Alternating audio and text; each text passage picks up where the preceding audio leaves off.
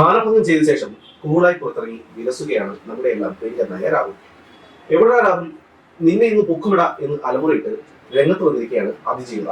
പീഡന കേസിൽ ജാമ്യത്തിലിറങ്ങിയ രാഹുലിനെ തിരികെ ജയിലിലേക്ക് അയക്കണമെന്ന് ആവശ്യപ്പെട്ടാണ് ആദ്യ ബലാത്സംഗ കേസിലെ അതിജീവിത സുപ്രീം കോടതിയെ സമീപിച്ചിരിക്കുന്നത്. നിയമവിരുദ്ധമായി ജാമ്യം നേടി പുറത്തിറങ്ങിയ രാഹുലിന്റെ ജാമ്യം റദ്ദ് ചെയ്യണമെന്ന് ചൂണ്ടിക്കാട്ടിയായിരുന്നു അതിജീവിത ഹർജി സുപ്രീം കോടതി സമർപ്പിച്ചത്.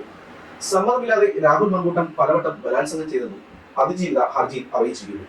രാഹുൽ ആകട്ടെ കോൺഗ്രസിൽ നിന്ന് പുറത്താക്കപ്പെട്ടെങ്കിലും നേതാക്കളുമായി നല്ല അടുപ്പം തുടരുന്നുണ്ട്. അതേസമയം ഗർഭിണിയായിരിക്കെ ഒരിക്കൽ പോലും സമ്മതം നൽകിയിട്ടില്ലെന്നും അതിജീവിത ഹർജിയിൽ പറയുന്നു. ഭീഷണിയിലൂടെ ഗർഭചിത്രത്തിന് സമ്മതിപ്പിച്ചതാണെന്നും ഹർജിയിൽ ഉണ്ട്.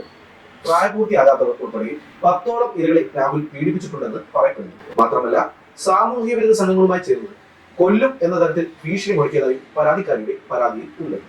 കേസ് അന്വേഷണ ഘട്ടത്തിലായ സാഹചര്യത്തിൽ പരാതിക്കാരിക്കെതിരായ ആരോപണങ്ങൾ അനുചിതവും നിയമവിരുദ്ധവുമാണെന്ന് അതിജീവിത ഹർജിയിൽ ചൂണ്ടിക്കാട്ടുന്നു.